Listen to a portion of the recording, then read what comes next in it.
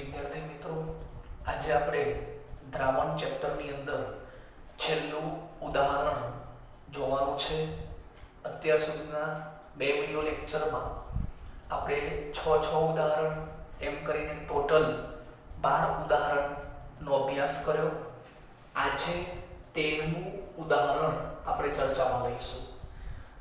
આ ઉદાહરણ પણ પરીક્ષા માટે આઈએમપી છે, એટલે ધ્યાન રાખજો. 12મું અને 13મું બંને ઉદાહરણ એક્ઝામ માટે અગત્યના છે. સમજી લઈએ શું છે ક્વેશ્ચનમાં. 1.06 ગ્રામ પર ml ઘનતા ધરાવતા 0.6 ml એસિટિક એસિડનું સૂત્ર શું થાય બેટા? CH3COOH ને 1 લિટર પાણીમાં ઓગાળવામાં આવે. 1 લિટર પાણી એટલે 1000 ml પાણી ઓગાળવામાં આવે તો ઠાર બિંદુમાં શું થાય? દ્રાવણ બન્યું તો દ્રાવણના ઠાર બિંદુમાં શું થાય? ઘટાડો. એ ઘટાડો કેટલો થાય એ તમને આપેલો છે. એ ઘટાડો થાય છે 0.0205 ડિગ્રી સેલ્સિયસ. એક વાત યાદ રાખજો, જે ઘટાડો થાય એ સેલ્સિયસમાં અને કેલ્વિનમાં સરખો જ હોય. ઓકે, એટલે સેલ્સિયસ કેલ્વિન લખી શકાય ઘટાડો. તો આ ડેલ્ટા TF તમને આપેલું છે ઘટાડો. શોધવાનું શું કહ્યું છે? વોન્ટ ઓફ અવયવ I અને એસિડનો વિયોજન અચળાંક. સો આપણે ઇક્વિલિબ્રિયમ 11th સાયન્સનું 7મું ચેપ્ટર સંતુલન, એમાં આપણે એસિડનો વિયોજન અચળાંક ચલાવ્યો હતો. શું કહેવાય? Ka. બેઝનો વિયોજન અચળાંક Kb, એસિડનો વિયોજન અચળાંક Ka. ચર્ચા કરીએ છીએ. પહેલા જે આપેલું છે એની વાત કરું. બેટા આ જે ડેન્સિટી છે પાણીની નથી, ચોખ્ખું લખ્યું છે. જો આટલા ગ્રામ પર ml ઘનતા ધરાવતા 0.6 ml એસિટિક એસિડ. હવે એસિટિક એસિડ આમાં તમે નાખો છો પાણીમાં, એટલે એસિટિક એસિડ આપણા માટે શું કહેવાય? દ્રાવ્ય કહેવાય, સોલ્યુબલ થાય છે. તો આ ઘનતા પણ કોની છે? એસિટિક એસિડની છે ને, એટલે દ્રાવ્યની જ કહેવાય ને બેટા. તો દેખો, સૌપ્રથમ આપણે જાણીએ છીએ એ પ્રમાણે જ ઘનતા આપેલી હોય તો આપણે જાણીએ છીએ ઘનતા બરાબર કયું ફોર્મ્યુલા? દળ ભાગ્યા કદ, માસ અપોન વોલ્યુમ. ઓકે, હવે આ વાત કોની ચાલી રહી છે? દ્રાવ્ય માટેની ઘનતા છે. તો હવે આપણે જો દળને સૂત્રનો કરતા બનાવીએ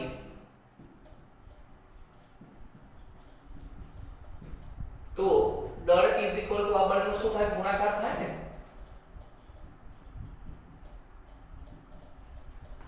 ઘનતા ગુણ્યા કદ. આ કદ પણ કોનું? યાદ રાખજો, દ્રાવ્યનું છે. ઓકે, તો દળ કોનું? એસિટિક એસિડની ઘનતા દળ ભાગ્યા કદ. દળને સૂત્રનો કરતા બનાવો તો આ બંનેનું શું થાય? ગુણાકાર થાય. તો ઘનતા ગુણ્યા કદ. આવું કેમ કર્યું?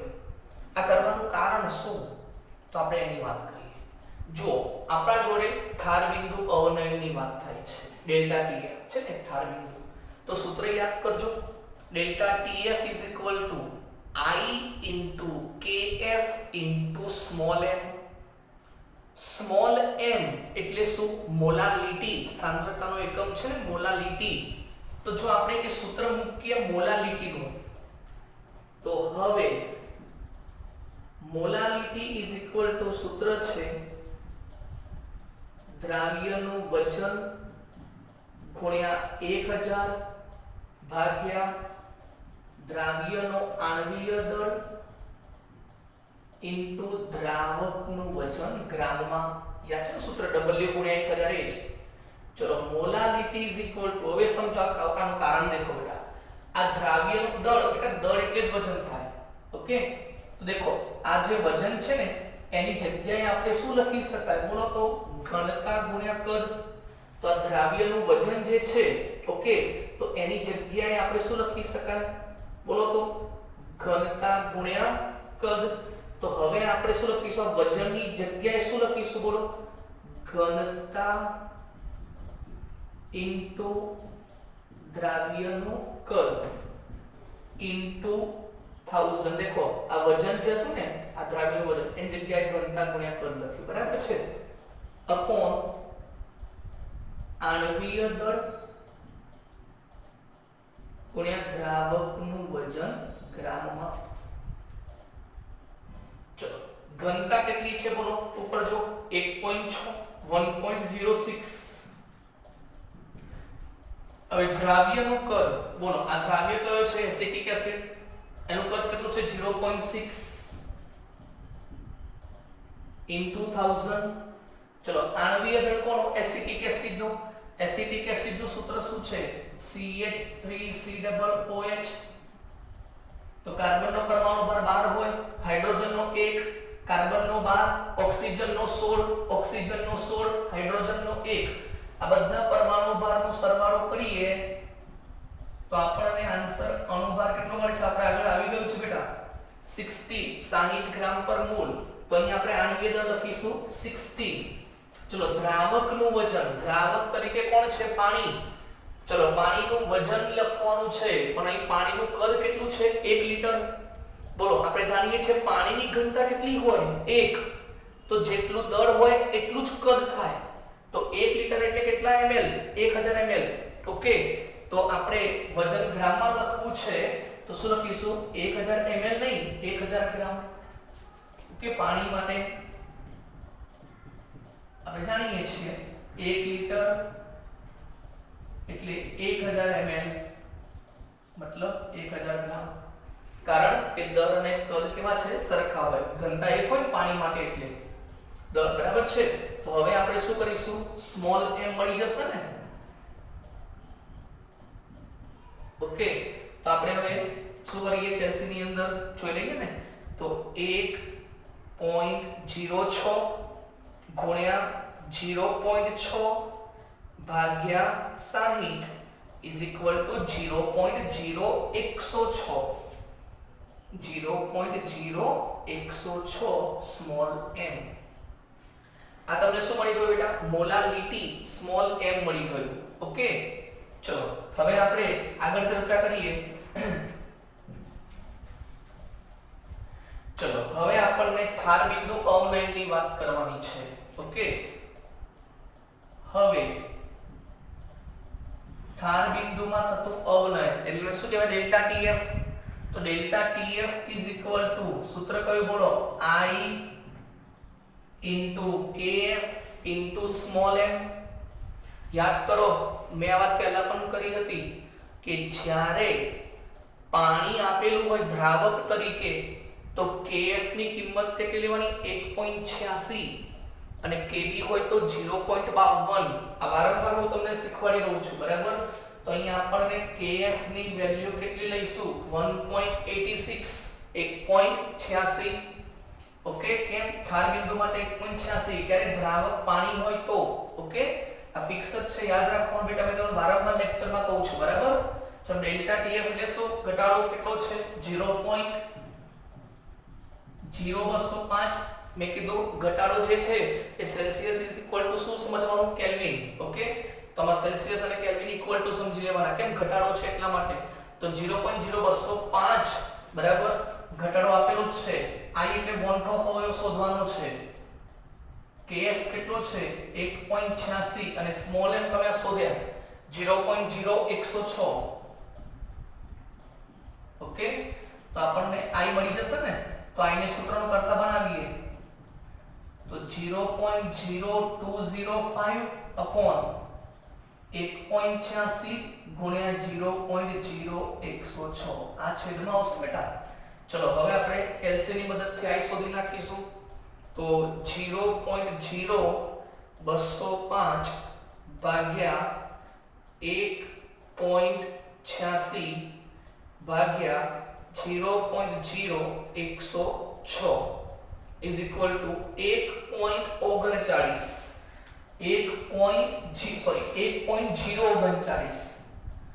તો 1.039 એટલે 1.04 લખું તો પણ ચાલશે. ઓકે તો 1.04. તો આ તમને શું મળી ગયું વોન્ટ ઓફ અવયવ I. ચલો જો I ની વેલ્યુ બોલો 1 કરતા વધારે છે. દેખો 1.04 એટલે 1 થી વધારે છે ને. તો તમારી જાતે ડિસિઝન લો. હવે બોલો વધારે હોય I નું મૂલ્ય ગ્રેટર ધેન 1 તો શું થાય વિયોજન થાય. શું થાય વિયોજન, એનો મતલબ આ એસિટિક એસિડ છે ને એ ડાયમર અણુ નહીં બને. મેં યાદ કરો લેક્ચરમાં કીધું હતું કે જો એસિટિક એસિડ બેન્ઝીનમાં ઓગળે, બેન્ઝીનમાં, તો શું બને ડાયમર દ્વિઅણુ, તો શું થાય સુયોજન. પણ I ની વેલ્યુ તમે જો ગ્રેટર ધેન 1 છે એટલે શું થાય છે વિયોજન, અને વિયોજન થાય તો આયનો શું પડે છૂટા પડે, અને છૂટા પડે એટલા માટે આપણને શું કીધું છે વિયોજન અચળાંક ગણો. ઓકે, તો હવે વિયોજન અચળાંક ગણવા માટે શું કરીશું તો એના માટે આપણે હવે ચર્ચા કરીએ. ઓકે બેટા, એસિટિક એસિડ નો વિયોજન અચળાંક એને Ka કહેવાય. શું કહેવાય Ka. તો આપણે હવે I તો મળી ગયો વન ઓફ અવયવ. હવે વિયોજન અચળાંક શોધવા માટે આપણે સંતુલન ચેપ્ટરની મેથડને યાદ કરીશું. તો ચલો, એસિટિક એસિડ એટલે કે CH3COOH આ કેવો એસિડ છે નિર્બળ એસિડ છે ને, તો નિર્બળ એસિડમાં શું સ્થપાય સંતુલન સ્થપાય, અને સંતુલન સ્થપાય તો અહીંથી એક ધન આયન છૂટો પડે અને એક ઋણ આયન છૂટો પડે. બરાબર છે, અંદર H2 નાખો તો શું લખવાનું H3O+. અત્યારે હાલ સમજી લો કે એસિટિક એસિડ નું વિયોજન થાય તો એક N આયન અને એક કેટ આયન છૂટો પડશે, એક ઋણ આયન અને એક ધન આયન છૂટો પડશે બેટા. ઓકે, ચલો આપણે પહેલા શરૂઆતની વાત કરીએ. તો શરૂઆતના મૂળ બોલો કેટલા છે 1. એ વખતે નિપજના મૂળ ના હોય બેટા એટલે 0. શીખવાડો તો બધી મેથડ 7 સંતુલન ચેપ્ટરમાં છે. પછી સંતુલને મૂળ. હવે એક સમય એવો આવશે કે શું તપાસે સંતુલન. તો સંતુલન જ્યારે તપાસે ત્યારે અહીંથી થોડાક આયનીકરણ થશે. કેટલું આયનીકરણ થાય 100%? ના, સપોઝ આલ્ફા જેટલા આયનો છૂટા પડે તો અહીંથી આલ્ફા આયનો છૂટા પડ્યા, એકમાંથી આલ્ફા ઓછા થાય એટલે આટલા આયનો છૂટા પડ્યા, એ ક્યાં ગયા નિપજમાં. ઓકે, આ એક મોલ છે, આ એક મોલ છે, અને એકમાંથી આટલો ઘટાડો થયો. પ્રક્રિયકમાં ઘટાડો થયો, નિપજમાં વધારો થયો. હવે સંતુલન અને સાંદ્રતા મોલ શોધાઈ ગયા. હવે સંતુલન સમય શું હોય સાંદ્રતા. સાંદ્રતાને શું કહેવાય અંગ્રેજીમાં કોન્સન્ટ્રેશન. કોન્સન્ટ્રેશન નો શું હોય C. ઓકે, અહીં આપણે સાંદ્રતા કયા એકમમાં લીધી છે બોલો મોલાલિટી, પણ એ પછી વાત કરું છું. કોન્સન્ટ્રેશન એટલે C, તો સંતુલન અને સાંદ્રતા એટલે C 1 - alpha C alpha C alpha C. એટલે સાંદ્રતાનો કોઈ એકમ હશે, અહીં આપણે કયો લઈશું મોલાલિટી. બરાબર, અત્યારે હાલ C લખીએ છીએ. બરાબર, 7 ચેપ્ટર સંતુલનને ધ્યાનમાં રાખીને બેટા. હો, ચલો અહીં સુધી ખબર પડી ગઈ. સંતુલન સ્થપાઈ ગયું કમ્પ્લીટ. હવે આપણે બોલો યાદ કરો સૂત્ર સંતુલન ચેપ્ટર પ્રમાણે નિપજોની સાંદ્રતા અપોન પ્રક્રિયકોની સાંદ્રતા. ઓકે, તો વિયોજન અચળાંકને શું કહેવાય Ka. તો એસિડનો વિયોજન અચળાંક એને શું કહેવાય Ka. સંતુલન અચળાંકને K કહેવાય. બરાબર છે, પણ એસિડ માટે પૂછાય તો Ka, બેઝ માટે પૂછાય તો Kb. બરાબર છે, અહીં આપણે એસિડ માટે વાત થાય છે એટલે શું લખીશું A એટલે એસિડ. તો Ka બરાબર બોલો કયું સૂત્ર છે નિપજોની સાંદ્રતા અપોન પ્રક્રિયકોની સાંદ્રતા. તો બોલો નિપજોમાં આ બંને છે અને સાંદ્રતા કેટલી છે આલ્ફા * C આલ્ફા * C. તો નિપજોની સાંદ્રતા alpha * C alpha * C upon બોલો પ્રક્રિયકની સાંદ્રતા કઈ છે આ પ્રક્રિયક કહેવાય 1 - આલ્ફા * C. કોન્સન્ટ્રેશન ઉડી જાય ને. ઓકે, એક વખતે તો બોલો શું હોય આલ્ફા આલ્ફા બે વખત અને C તો ખરો બેટા, તો શું આવશે બોલો alpha square C upon 1 - alpha. આપણે શોધવાનું શું છે Ka. એસિડનું વિયોજન અચળાંકને શું કહેવાય બેટા Ka. તો હવે આપણા જોડે Ka બરાબર શું આવ્યું બોલો alpha square * C upon 1 - alpha. જગ્યા નથી, ઉપર લખું છું જોઈ લો. ચલો Ka બરાબર શું આવ્યું બેટા બોલો alpha square * C upon 1 - alpha.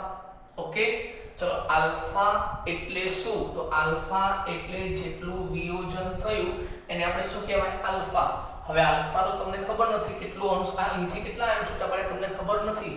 તો યાદ કરો લેક્ચરમાં મેં એક વાત કરી હતી કે હું બે સૂત્રો તમને આપ્યા હતા. એક સૂત્ર આપ્યું હતું લાસ્ટ વિડિયો લેક્ચરમાં સુયોજન અંશ x માટે. આજે આપણે વિયોજન અંશ કેટલું છે એ આપણે શોધવું છે ને, તો હવે આપણે એ શોધી લઈએ પહેલા. તો વિયોજન કેટલું થયું એને વિયોજન અંશ શું કહેવાય આલ્ફા, અને આલ્ફા બરાબર સૂત્ર આપ્યું તું મેં I - 1 upon n - 1. આલ્ફા બરાબર કયું સૂત્ર i - 1 / n - 1 કેમ કારણ કે i નું મૂલ્ય 1 કરતા કેવું છે વધારે એટલે મોટામાંથી નાનું બાદ થાય ને તો આલ્ફા બરાબર કયું સૂત્ર બોલો i - 1 / n - 1 ચલો i તો તમે શોધ્યો છે 1.04 -1 अपॉन चलो n એટલે શું છૂટા પડતા ઘટકોની સંખ્યા બોલામાંથી કેટલા ઘટકો છૂટા પડ્યા એક ધન આયન અને એક ઋણ આયન એટલે કુલ કેટલા 2 ઓકે તો 1.04 માઈનસ 1 એટલે શું થાય 0.04 તો આલ્ફા ઇઝ ઇક્વલ ટુ બોલો કેટલા આવશે 0.04 અને 2 - 1 એટલે તો 1 જ થાય તો આલ્ફા ની વેલ્યુ જે આવી 0.04 એ તમારે મૂકી દેવાની તો હવે ka ઇઝ ઇક્વલ ટુ ચલો આલ્ફા સ્ક્વેર એટલે 0.04 સ્ક્વેર એટલે બે વખત ને બેટા c એટલે સાંદ્રતા બોલો સાંદ્રતા કયા એકમમાં છે મોલારિટી બોલો તમે મોલારિટી કેટલી શોધી છે 0.0106 તો અહીં આપણે લખીશું 0.0106 upon 1 minus 0.04 ઓકે હવે આનું તમે કેલ્સીમાં કામ કરી શકો છો તો જો 1 પેલા છેદમાં કામ કરો 1 minus 0.04 તો આવશે 0.96 તો બેટા આનો જવાબ કેટલો આવશે બોલો હું ડાયરેક્ટ લખું છું તમારા માટે બોલો આનો જવાબ કેટલો આવશે બોલો 0.96 ઓકે યાદ રાખજો 0.96 હવે આપણે શું કરીશું દેખો 0.04 into 0.04 into 0.0106 ભાગ્યા 0.96 is equal to 1.76 ગુણ્યા 10 ની -5 ઘાત તો તમને કે એનો જવાબ મળશે જગ્યા નથી હું આ બાજુ લખું છું જરા પ્રયત્ન કરજો આ બાજુ ka is equal to 1.76 ગુણ્યા 10 ની -5 ઘાત ઓકે તો આ તમારો લાસ્ટ આન્સર તો બોલો ફરીથી એસિડ નો વિયોજન અચળાંક કેટલો આવ્યો 1.76 અથવા તો 1.8 ગુણ્યા 10 ની -5 ઘાત તો ફરીથી સૌપ્રથમ આપણે ઘનતા બોલો ઘનતા કોની આપેલી છે એસિટિક એસિડ માટેની છે એસિટિક એસિડ છે ને દ્રાવ્ય છે તો આ બધું દ્રાવ્ય માટે છે તો દ્રાવ્યનું દળ અને દ્રાવ્યનું કદ મેં આને સૂત્રનો કરતા બનાવ્યો એટલે આ બંનેનો ગુણાકાર થાય પછી મોલારિટીનું સૂત્ર મૂક્યું વજન ગુણ્યા 1000 બરાબર તો વજન એટલે દળ જ થાય ને તો આ જે વજન હતું એની જગ્યાએ આપણે શોધો ઘનતા ગુણ્યા કદ તો આ કિંમત આની જગ્યાએ મૂકી ઓકે બાકી બધું એમ થાય ઘનતા આપેલી છે દ્રાવ્યનું કદ આપેલું છે 1000 ના 1000 અનુપાર 60 દ્રાવકનું વજન 1 લિટર એટલે 1000 ml 1000 ml એટલે 1000 ગ્રામ જ થાય આ મોલારિટી મળી પછી ઢાર બિંદુ અવનયન માટેનું સૂત્ર છે delta TF I KF M I એટલે મોન્ટ ઓફ અવયવ સૂત્રનો કરતા બનાવ્યો જે આવે જવાબ ઓકે પછી વિયોજન અચળાંક તો વિયોજન એટલે છૂટા પડવું તો એસિટિક એસિડ બે ઘટકો છૂટા પડે છે એક સમય પછી સંતુલન સ્થપાશે સંતુલન સ્થપાય તો સૂત્ર છે નિપજોની સાંદ્રતા કોણ પ્રક્રિયકોની સાંદ્રતા આલ્ફા એટલે શું છૂટા પડતા ઘટકોની સંખ્યા તો એ વિયોજન કેટલું થયું એ શોધવા માટેનું સૂત્ર છે i - 1 upon n - 1 okay n એટલે છૂટા પડતા ઘટકો કેટલા છે 2 એટલે 2 ઓછા કિંમત મૂકી જે આવે જવાબ ઓકે જોઈ લો દાખલો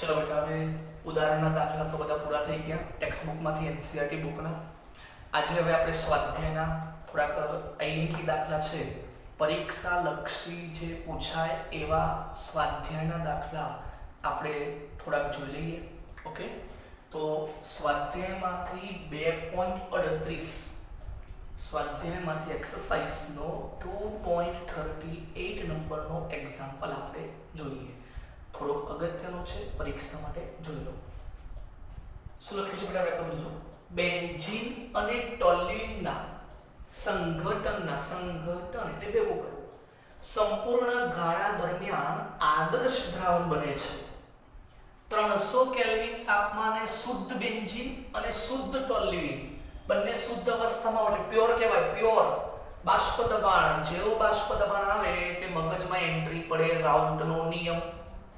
બંનેના બાષ્પ દબાણ શુદ્ધ અવસ્થામાં આપેલા છે એટલે એને શું કહેવાય? P1 નોટ અને P2 નોટ.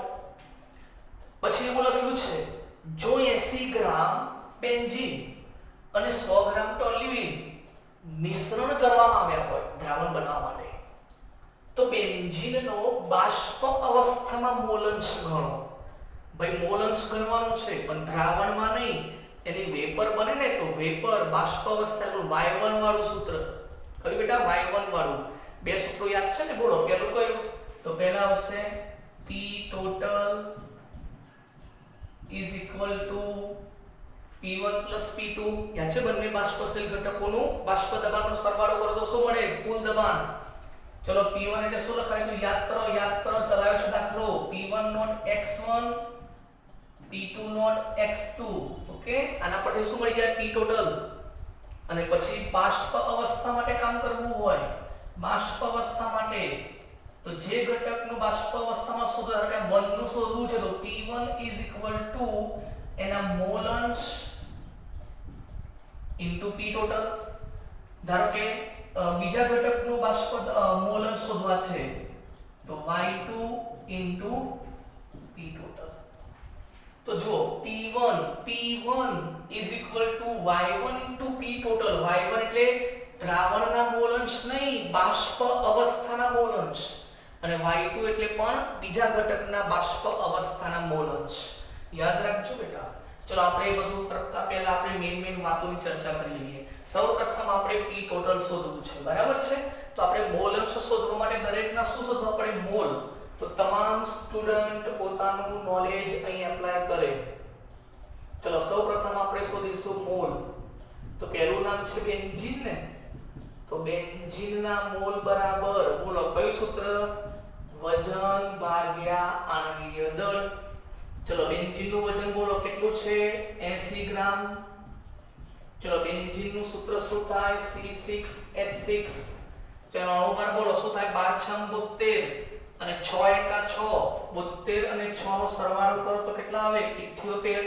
તો આપણે ભાગાકાર કરીશું ને હવે તો 80 ભાગ્યા 78 is equal to 1.025.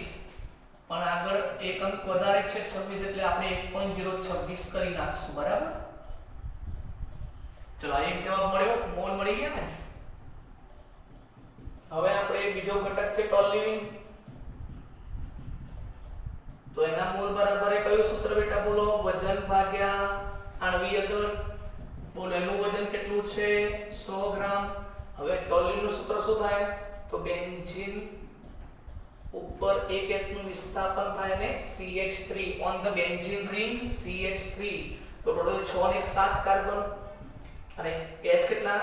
H 1 2 3 4 5 અહીંથી એક એકનું વિસ્થાપન થઈ ગયું અને આ 3 તો ખરા તો 1 2 3 4 5 5 ને 3 8.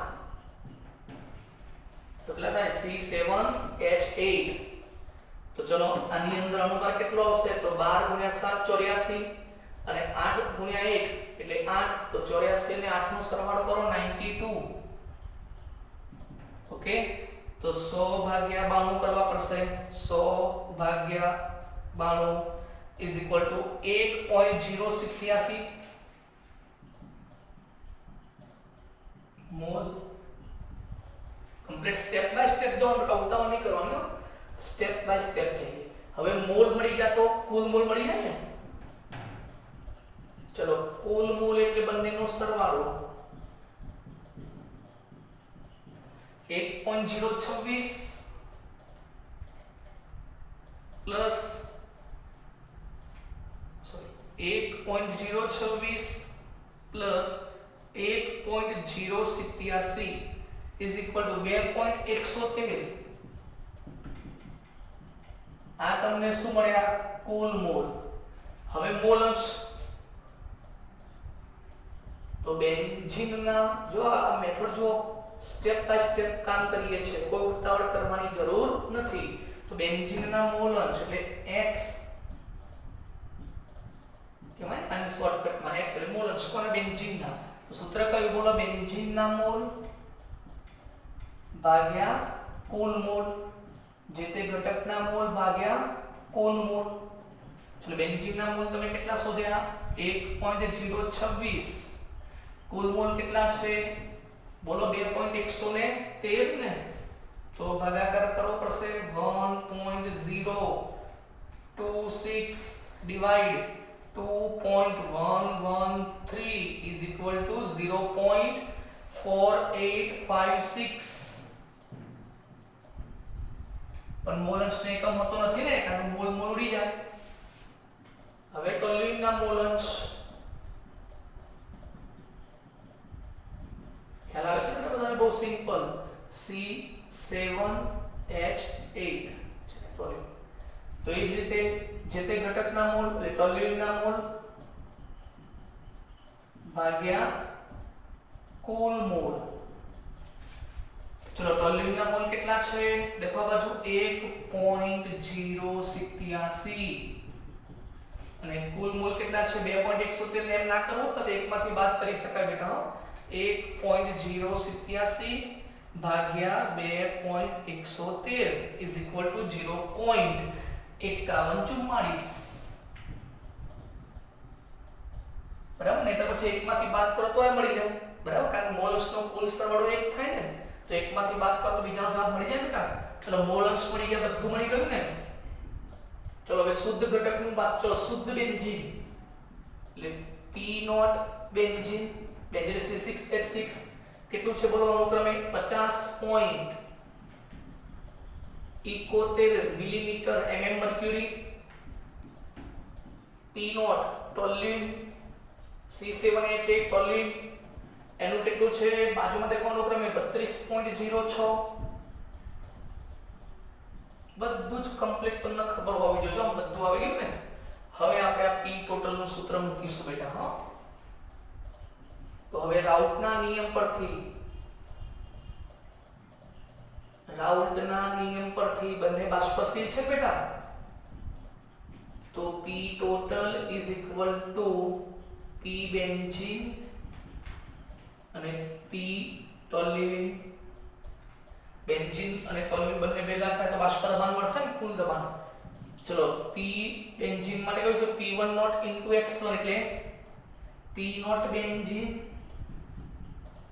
into X benzene plus P not toluene into X toluene okay હવે આપણે લખીએ છીએ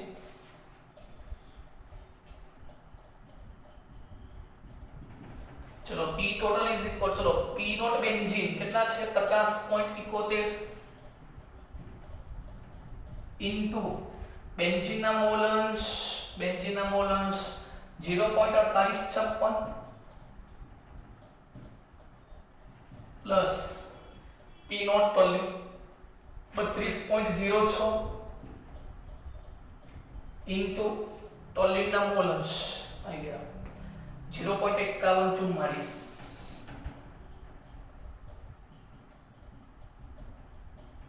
ઓકે હવે ગુણાકાર કરીને લખવું પડશે ને આન્સર હવે 50.71 into 0.4856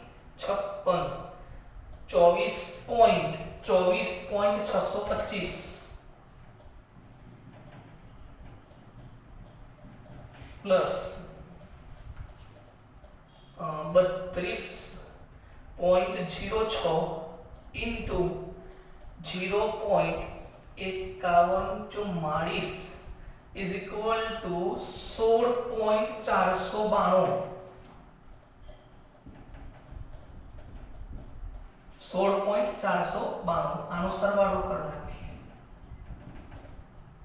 ઓકે तो 24.625 प्लस 16.492 इज इक्वल टू 41.170 आ टोटल प्रेशर आ mm मर्क्यूरी जे एकम હોય ને એકમ યાદ રાખવાનું જે આપ્યો હોય આપણને આ શું મળ્યું ભાઈ? કુલ દબાણ મળ્યું. પણ આપણને શોધવાનું શું કીધું છે? બાષ્પ અવસ્થામાં મોલ અંશ. એટલે આ શોધવાના છે. પણ એ શોધવા માટે P ટોટલ તો જોઈએ ને ભાઈ. એટલે આ P ટોટલ શોધ્યું આપણે. હવે આપણે બાષ્પ અવસ્થાના મોલ અંશ શોધવા છે. તો હવે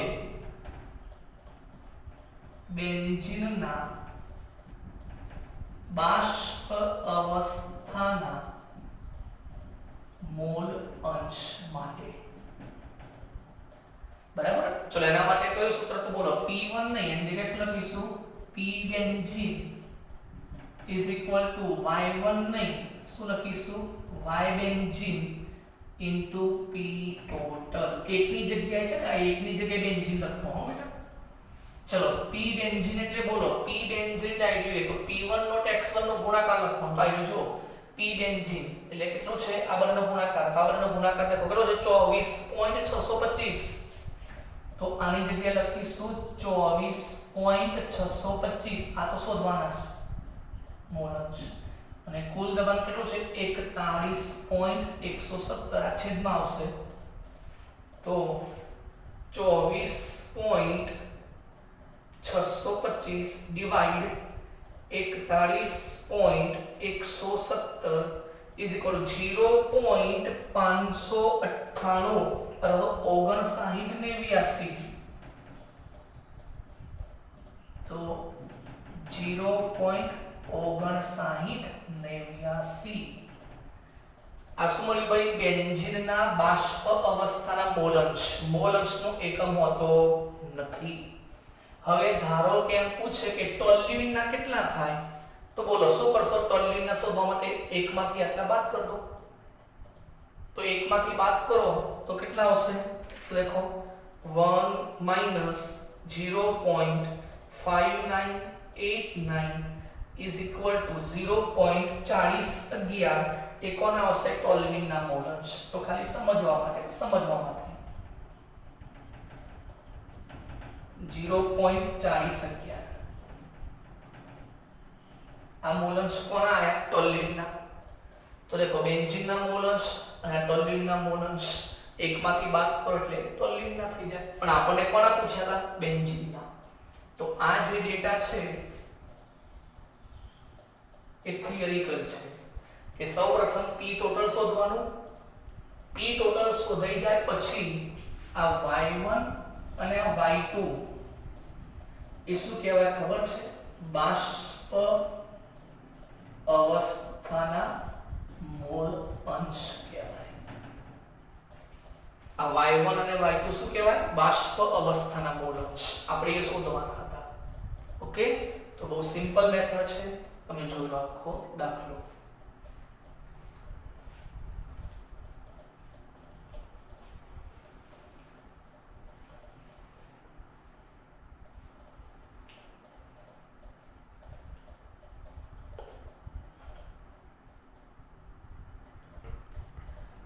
ચલો બેટા હવે આપણે સ્વાધ્યાયનો 2.39 સ્વાધ્યાયનો દાખલો જોઈ લઈએ. વિચારવા જેવો દાખલો છે. આમ તો જો હવા ઘણા વાયુઓનું મિશ્રણ છે. આપણે જાણીએ હવામાં ઘણા બધા વાયુઓ છે. O2 છે, N2 છે, કાર્બન ડાયોક્સાઇડ છે વગેરે વગેરે. 298 કેલ્વિન તાપમાને મુખ્ય ઘટકો બે કયા? ઓક્સિજન અને નાઇટ્રોજન. એનું લગભગ પ્રમાણ આપ્યું છે કદથી. એટલે ખબર પડી વોલ્યુમ. Okay, percentage volume. કદથી અનુક્રમે 20% અને 79% આપેલા છે. 10 એટમોસ્ફિયર દબાણ એટલે ઉપરથી જે વાતાવરણ દબાણ એક વાર હતું ને, એક વાતાવરણ એની જગ્યાએ લોકો કેટલું આપ્યું? 10 એટમોસ્ફિયર દબાણ. પાણી હવા સાથે સંતુલનમાં છે. એટલે પાણીની ઉપર હવા છે અને આટલા દબાણે સંતુલનમાં છે. જો નામ આવ્યું હેનરી નિયમ. એટલે બધાને ખબર પડે આ KH નો દાખલો છે. એનો અચળાંક તમને આપેલો છે ઓક્સિજન માટે અને નાઇટ્રોજન માટે. ઓક્સિજન માટે અચળાંક આટલો છે અનુક્રમે, નાઇટ્રોજન માટે અચળાંક આટલો છે અનુક્રમે. તો પાણીમાં જે ઓક્સિજન અને નાઇટ્રોજન છે એનું પ્રમાણ કેટલું? મતલબ કેટલા પ્રમાણમાં ઓક્સિજન નાઇટ્રોજન પાણીમાં ઓગળ્યા છે? આવું આપણને દાખલાની અંદર સમજાવવામાં આવ્યું છે. જો આપણે થોડોક વિચાર કરીએ, સમજાવો તમને.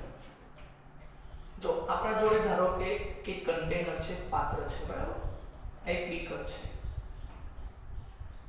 બીકરની અંદર આ પાણી ભર્યું છે, આપણે અહીં સુધી, બરાબર છે, આ પાણી છે, અહીં બધા આ હવા છે, ઉપરના ભાગમાં શું હોય, વાતાવરણમાં હવા છે બધી, આ હવામાં O2 પણ હશે, આ હવામાં N2 પણ હશે. હવે એમ કહે છે કે આ હવાના અણુઓ આના સાથે સંતુલનમાં છે, તો એનો મતલબ ઉપરથી શું લાગતું હશે, દબાણ. કેટલા એટમોસ્ફિયર છે, 10 એટમોસ્ફિયર. તો આ દબાણે O2 વાયુ આની અંદર સંતુલન આવી ગયા હશે, N2 વાયુઓ પણ અંદર દ્રાવ્ય થયા હશે. તો આ દ્રાવ્ય થયેલા ઘટકોનું પ્રમાણ ગણો, કોનું, O2 અને N2. તો હવા છે આ બધી, હવામાં O2 અને N2 ની વાત થાય છે. O2 કેટલા ટકા છે તમને ખબર છે, 20. આ કેટલા છે, 79%. પણ કેટલા એટમોસ્ફિયર સંતુલન સ્થપાય છે લખ્યું છે, 10 એટમોસ્ફિયર. એટમોસ્ફિયર એટલે વાતાવરણ. ઓકે, તો આપણે જાણીએ છીએ. અચ્છા, હવે દબાણનો એકમ છે એટમોસ્ફિયર, અને હેનરી અચળાંકમાં જો દબાણનો એકમ કયો છે, મિલીમીટર. તો આપણે વાતાવરણમાંથી સમજવું પડે મિલીમીટરમાં. તો કદાચ તમને યાદ છે, 1 atmosphere is equal to 760 millimetre. મેં લેક્ચરમાં હેનરીના નિયમમાં કીધું, એક વાતાવરણ એટલે કેટલા મિલીમીટર, 760 mm. તો જો 10 એટમોસ્ફિયર હોય તો આપણે 7600 mm કહેવાય બેટા. તો આટલા દબાણે એટમોસ્ફિયરમાંથી મેં મિલીમીટરમાં કન્વર્ટ કર્યો, આગળના એકમો મિલીમીટરમાં છે ને એટલા માટે. તો હવે બોલો, આ 10 એટમોસ્ફિયર દ્વારા તમે કયા વાયુઓનું સંતુલન કરાવો છો, 20% અને 79% કયા બેટા, O2 અને N2. O2 અને N2. તો આનો મતલબ એવો થાય કે આ 10 એટમોસ્ફિયરમાં 20% O2 પણ સંતુલન સ્થપાય છે અને 79% N2 પણ આ સંતુલનમાં સ્થપાયેલો છે. 100% તો નથી ને, 20% O2 સંતુલન સ્થપાય છે આની અંદર અને 79% N2 એ સંતુલન સ્થપાય છે. બાકીના બધા ટકા બીજા બધા વાયુઓમાં છે, બરાબર. અને કેટલા વાતાવરણ દબાણે સંતુલન સ્થપાય છે, 10 એટમોસ્ફિયર. તો આપણે એટલું તો કહી શકાય કે આની અંદર આ વાયુનું સંતુલન સ્થપાયું. હવે આપણે વાત કરીએ હેનરીના નિયમ પ્રમાણે. ચલો, તો હેનરી નિયમ મુજબ બોલો, આપણે જાણીએ છીએ કે જેટલું દબાણ હશે એટલું અંદર શું હશે, મોલ વાયુ ઓગળશે, એટલે એના દબાણના મોલ અંશના સમપ્રમાણમાં છે. તો ધારો કે આપણે જાણીએ છીએ કે પાર્શિયલ પ્રેશર O2 તો KHO2 XO2, એક આ સૂત્ર આવશે.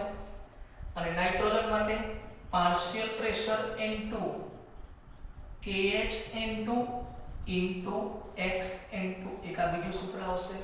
કારણ O2 અને N2 ના હેનરીના અચળાંક કેવા છે, અલગ અલગ, એટલે એમનું ઓગળવાનું જે પ્રમાણ હશે બંનેના દબાણ પણ અલગ અલગ હશે, બરાબર છે. માટે દરેકના મોલ અંશ પણ કેવા આવશે, અલગ અલગ આવશે. આપણે શોધવાનું શું છે, મોલ અંશ શોધવાના છે. KH આપેલો છે પણ આ કેટલા દબાણથી અંદર જાય છે, આનું પોતાનું વ્યક્તિગત આંશિક દબાણ ખબર નથી, આનું પોતાનું ખબર નથી. તો આપણે કેવી રીતે શોધીશું, તો એ વાત કરીએ. તો હવે પાર્શિયલ પ્રેશર O2, ચલો O2 કેટલા ટકા છે બોલો, તો 20%. બોલો ટકા કેટલા દૂર થાય, 100.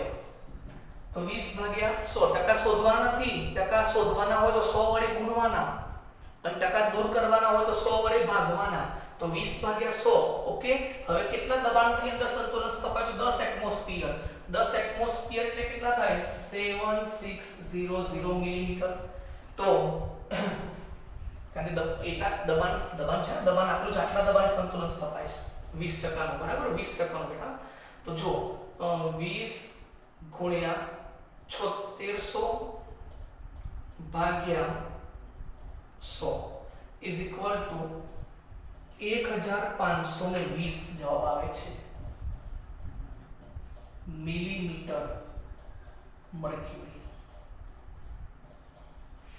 Okay, clear. હવે આપણે એટલે N2 નું પણ શોધી નાખવાનું બેટા. ચલો N2 કેટલા ટકા છે 79% એનો ભાગ છે ને હવામાં ટકા 100 દૂર કરો અને કેટલા વાતાવરણ દબાણે સંતુલન સ્થપાય છે 7600 તો આની અંદર પણ કામ કરી લઈએ બેટા તો 79 into 7600 divided 100 6004 millimetre mercury okay હવે ચલો આપણે પહેલા સૂત્રમાં કિંમત મૂકીએ તો હવે PO2 KHO2 into XO2 મારે XO2 શોધવા હોય તો PO2 અને KHO2 ચલો PO2 એટલે પાર્શિયલ પ્રેશર O2 કેટલો હોય 15-20 ઓકે અને KHO2 હેનરી નો અચળાંક બોલો O2 માટે લખો કેટલો છે 3.30 ગુણ્યા 10 ની 7 ઘાત ઓકે તો આનો તમે આન્સર લાવવાનો પ્રયત્ન કરો તો 15-20 ભાગ્યા 3.30 તો 460.60 ને 10 ની -7 ઘાત 10 ની 7 ઘાત ઉપર જાય તો -7 થાય તો લાસ્ટ આન્સર આવશે 4.6 ગુણ્યા 10 ની -5 ઘાત તો આટલા મોલ અંશ આની અંદર દ્રાવ્ય થયા છે એટલે આ પાણીમાં જે O2 વાયુ છે એ આટલા પ્રમાણમાં ઓગળેલો હશે જથ્થો ચલો એ જ રીતે હવે આપણે x N2 શોધી નાખીએ તો પાર્શિયલ પ્રેશર N2 બરાબર આ ક્લિયર નીચે જાય બેટા ઓકે તો x N2 ચલો પાર્શિયલ પ્રેશર N2 કેટલા છે 6004 upon N2 માટે હેનરી અચળાંક કેટલો છે 6.51 ગુણ્યા 10 ની 7 ઘાત ઓકે ચલો 6004 ભાગ્યા 6.51 is equal to 922.27 અને 7 ઉપર જાય તો -7 થઈ જાય તો આપણે 9.22 ગુણ્યા 10 ની -5 ઘાત આન્સર આવશે મોલ અંશનો એકમ હોતો નથી કારણ કે ઉપર મિલીમીટર નીચે મિલીમીટર ઉડી જશે ઓકે તો જો આ હવામાં બે વાયુ હતા આના ટકા આપેલા છે આના ટકા આપેલા છે ટકા 100 દૂર કર્યા ઓકે અને કેટલા દબાણે સંતુલન સ્થપાયું તો 7600 10 એટમોસ્ફિયર એટલે 7600 મિલીમીટર ઓકે અને પછી હેનરીના નિયમનું સૂત્ર મૂક્યું ક્લિયર આ તમારો આન્સર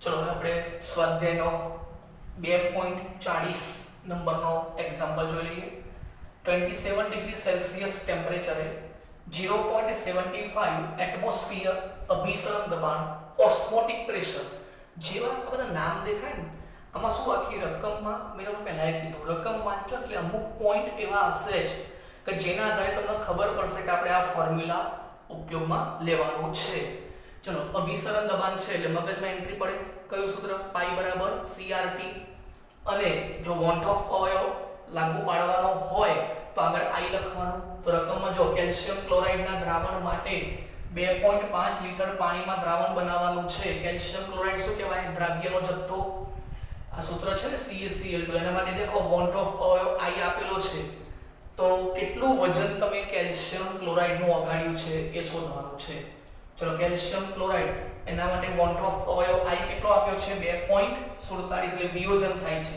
બરાબર બે એક કરતા વધારે આવે તો શું કહેવાય વિયોજન તો આપણે સૌપ્રથમ અભિસરણ દબાણનું સૂત્ર મૂકીશું તો પાઈ CRT પણ આગળ I કેમ લખું છું વોન્ટ ઓફ અવયવ કારણ પદાર્થનું શું થાય છે વિયોજન તો પાઈ I ચલો બીજું પણ એક ફોર્મ્યુલા આપણે આપ્યું હતું ને કયું WRT/mv કારણ કે C એટલે સાંદ્રતા સાંદ્રતા એટલે શું થાય મોલ અપોન લિટર મોલ એટલે શું થાય વજન ભાગ્યા અણુભાર થઈ ગયો વજન ભાગ્યા અણુભાર અને લિટર કદ શેમાં લેવાનું લિટરમાં ચલો અભિસરણ દબાણ પાઈ કેટલું આપ્યું છે બોલો આવ્યું 0.75 I કેટલો છે 2.47 W શોધવાનું છે દેખો વજન નક્કી કરવાનું છે બેટા r એટલે શું? તો r એટલે 0.082 યાદ રાખજો 0.082 લીટર વાતાવરણ મોલ ઇન્વર્સ કેલ્વિન ઇન્વર્સ બરાબર. જો 12 લખ્યો ને એકમ 12 આપ્યો હોત ને તો શું લખવાનું બોલો? 8.314 ગુણ્યા 10 ની માઈનસ 2 ઘાત અને વાતાવરણ હોય તો 0.082 એટમોસ્ફિયર. ટેમ્પરેચર કેલ્વિન માં લેવાનો. 27 ડિગ્રી છે એટલે 27 પ્લસ 273 કેટલા થાય? 300 કેલ્વિન. ઓકે અપોન અણુભાર ચલો કોનો? કેલ્શિયમ ક્લોરાઇડ નો. તો કેલ્શિયમ જે છે એનો અણુભાર શોધવો હોય તો કેલ્શિયમ નો પરમાણુ ભાર થાય 40, ક્લોરીન નો 35.5. તો આ બે વખત છે ને તો 40 અને 35.5 ગુણ્યા 2 એટલે 71 તો આવશે 111. ઓકે સરવાળો આવશે 111. અને v એટલે કદ શેમાં લેવાનું? લીટરમાં. તો લીટરમાં આપેલું છે દેખો 2.5 લીટર. સિમ્પલ. ચલો ડબલ ને સૂત્રનો કરતા બનાવો તો 0.75 ગુણ્યા 111 ગુણ્યા 2.5 અપોન 2.47 ગુણ્યા 0.082 ગુણ્યા 300. ઓકે સેલ ટેમ્પરેચર શેમાં લેવાનું? કેલ્વિન માં. હો તો 0.75 ગુણ્યા 111 ગુણ્યા 2.5 ભાગ્યા 2.47 ભાગ્યા 0.082 ભાગ્યા 300 ઇઝ ઇક્વલ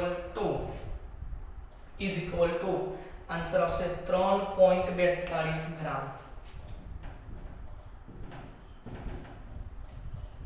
તો આટલો જથ્થો તમારે વગાડવો પડે. આ તમારો આન્સર. ઓકે જોઈ લો.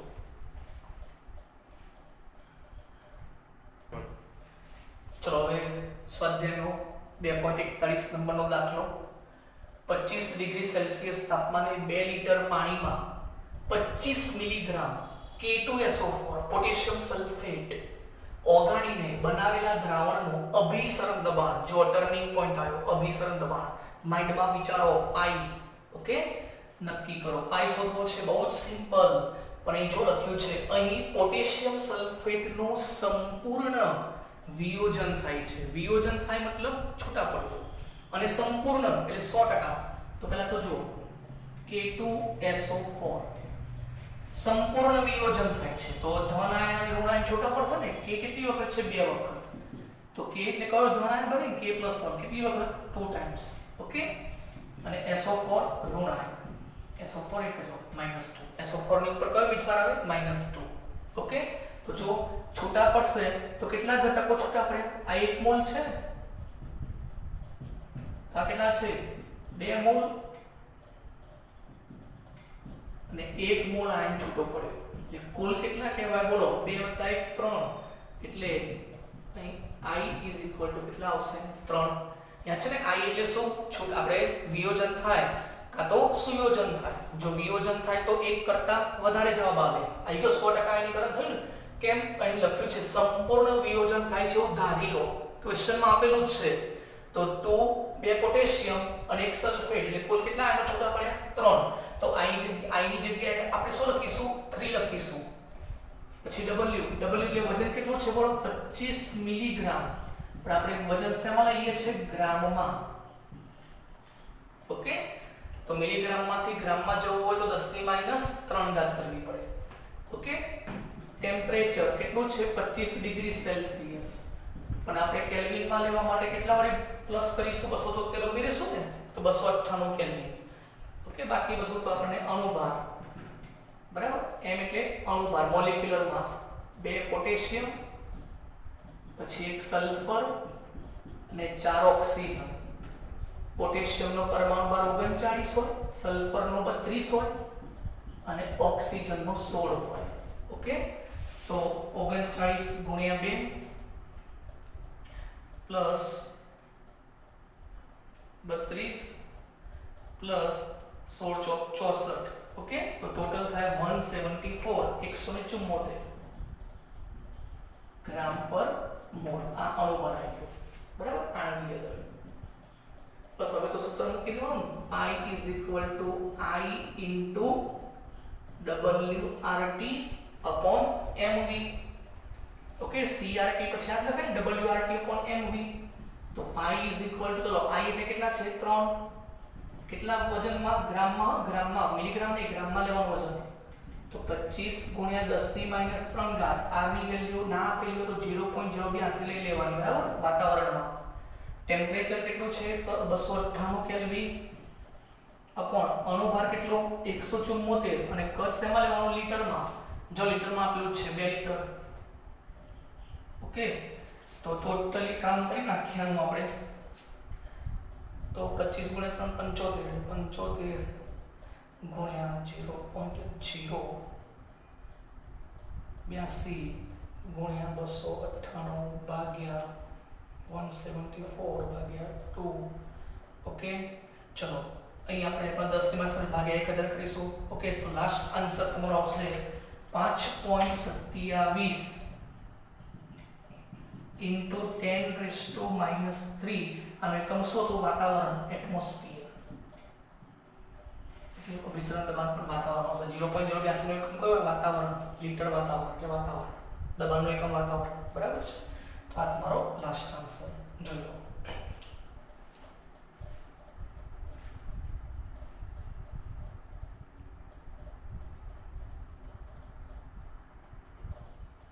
ચલો વિદ્યાર્થી મિત્રો, હવે તમને પૂરેપૂરા દાખલામાં સમજણ પડી ગઈ હશે.